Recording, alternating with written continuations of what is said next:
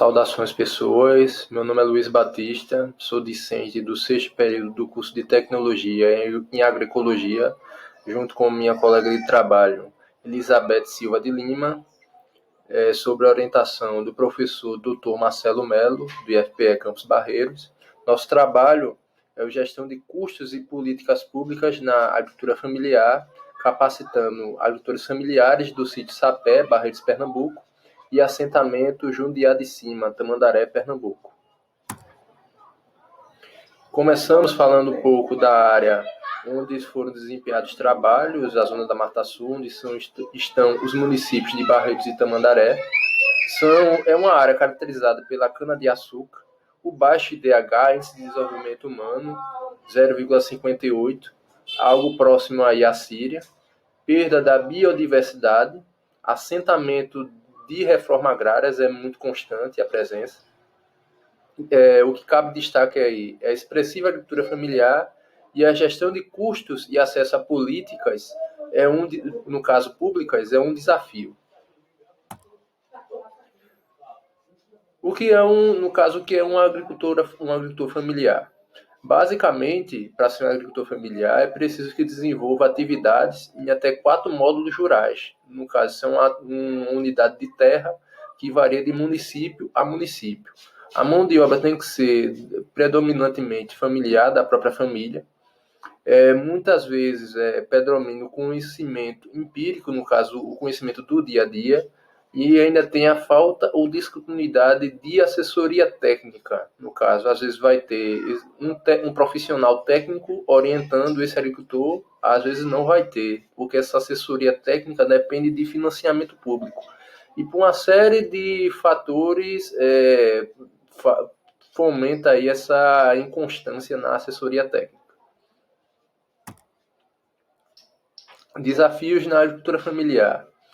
O primeiro é o acesso a políticas públicas, que é dificultoso, falta ou descontinuidade de assessoria técnica, dificuldade em aquisição de créditos para investimento, problemas na comercialização. Um pouco da importância da agricultura familiar. É relevante dizer que ela reduz o êxodo rural, no caso, o fluxo migratório de pessoas saindo do campo para a cidade em busca de melhores condições de vida, o que acaba aí inflacionando as periferias brasileiras. Cabe destaque também a geração de emprego do setor, além da produção de alimentos. Tanto é que a gente tem um comparativo aqui, que a agricultura familiar em relação ao agronegócio, ou no caso a grande agricultura empresarial, ela tem 24% das terras contra 76% do agronegócio. Ainda assim, ela consegue gerar mais alimentos e mais empregos. Esses números seriam maiores se não fossem os desafios que o setor enfrenta, né? A reforma agrária é precária nesse setor, a assessoria técnica é incipiente, o acesso a políticas públicas é difícil e ainda tem problemas na comercialização da produção. Alguns problemas da agricultura familiar. O PRONAF, o Programa Nacional de Fortalecimento da Agricultura Familiar, é um deles, que é um programa de concessão de crédito a pequenos agricultores para investimento em plantios, em criação e até instalações. Tem inúmeras linhas de PRONAF, uma destinada a cada objetivo. O PA é outro programa, no caso é via Conab. O agricultor vende sua produção a esta instituição que repassa a instituições filantrópicas, hospitais, dentre outros. E o terceiro é o PENAI, que é na mesma dinâmica do PAA, só que o agricultor vai vender sua produção, mas esta vai ser destinada ao quê? A merenda escolar. Dos objetivos do nosso trabalho, o geral: capacitar agricultores familiares em gestão de custos e no acesso a políticas públicas no sítio Sapé, Barreiros, Pernambuco, e assentamento Jundiá de Cima, Tamandaré, Pernambuco.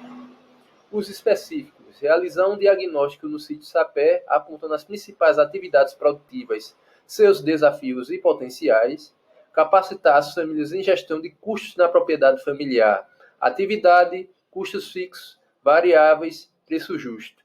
Capacitar as famílias quanto à possibilidade de acesso ao crédito rural, PRONAF, e suas diferentes linhas de crédito, prazos e juros subsidiados disponível à agricultura familiar.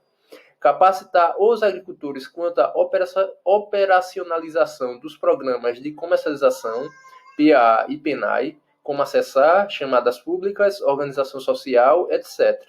Desenhar junto com a família uma matriz de prioridade qualificando os diferentes mercados a serem acessados, institucionais e privados.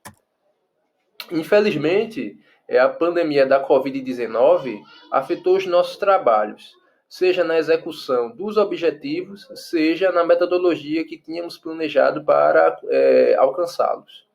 Tanto que a gente optou por entrevistas via aplicativo de mensagem, porque a gente considerou que o direito à vida é prioritário nessa situação, julgando também o posicionamento dos institutos federais de adotar os protocolos recomendados pela OMS, de limpeza, distanciamento social, que já é bastante difundido aí na grande mídia, algo que é exemplificado aí no modelo de aula remota que os institutos estão adotando, assim como esse evento que também está sendo transmitido remotamente.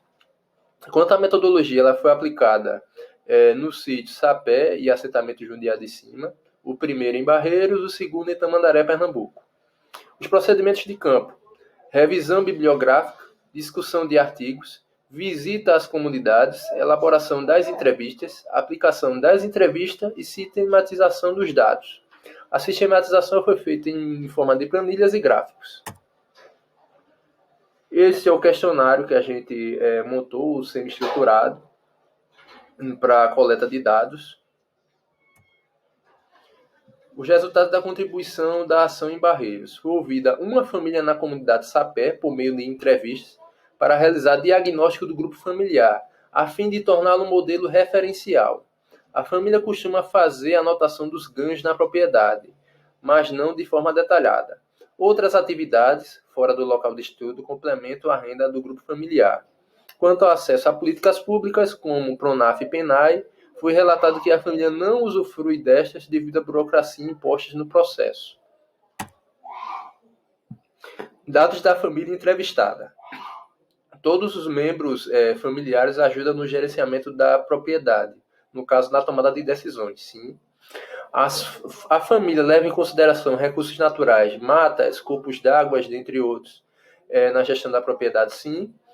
Faz parte de alguma organização, no caso, faz parte do Sindicato de Trabalhadores Rurais do município de Barreiros. Principais atividades da família é a horticultura e fruticultura, tendo destaque o coco e a banana, e a renda mensal estimada é de R$ 2.300. Resultados da contribuição da ação em Tamandaré. No assentamento Jundiá de Cima, a agricultora Elizabeth Silva de Lima montou um perfil com informações administrativas da cerca de sua propriedade, intencionando replicar tais práticas como modelo na comunidade. A agricultora tem uma cultura avançada de anotações e controle administrativo de sua propriedade. A maior parte da renda vem das atividades desempenhadas na localidade, no caso, ela sobrevive do seu ofício de agricultura. A produção local tem como destino canais de comercialização como feiras, clientes via aplicativo de mensagem, além de programas institucionais como o PAA e o PENAI. Dados da família entrevistada. Todos os membros familiares ajudam no gerenciamento da propriedade, sim, porque a agricultura mora sozinha. A família leva em consideração recursos naturais na gestão da propriedade, sim. Faz parte da organização, no caso, faz parte da associação de produtores rurais da comunidade. E tem como principal atividades a avicultura, no caso, a galinha caipira, fruticultura e mandioca. Algumas fotos da propriedade, o galinheiro aí feito em alvenaria, um plantio de mandioca e alguns matumbos ou canteiros, como queiram chamar, plantados aí, pode ver que em direção contrária, no caso como barreira, as águas que podem vir morro abaixo, evitando assim, minimizando no caso, não se evita, processos erosivos.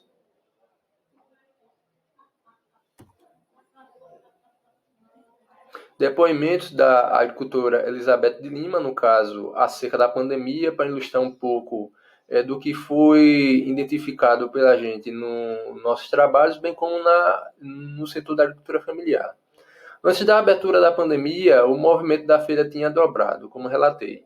Com a ajuda das redes sociais, quem estava organizado aproveitou. Depois que abriu, o movimento baixou, porque o público consumidor dos produtos agroecológicos é mais de fora e estavam confinados em suas casas de praia. Mas está dando para cumprir os compromissos. Uma semana boa, outra ruim, faz parte. Quanto ao PENAR e PAA, parou e estou com meio hectare de macaxeira no ponto de colheita e nada. O PAA diz que o projeto está pronto e a partir de janeiro começa. No PENAR, o prefeito sendo eleito vai escoar a produção e estou no aguardo.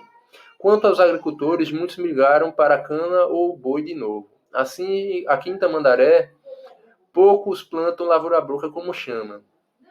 Eu estou com dificuldades na criação de aves.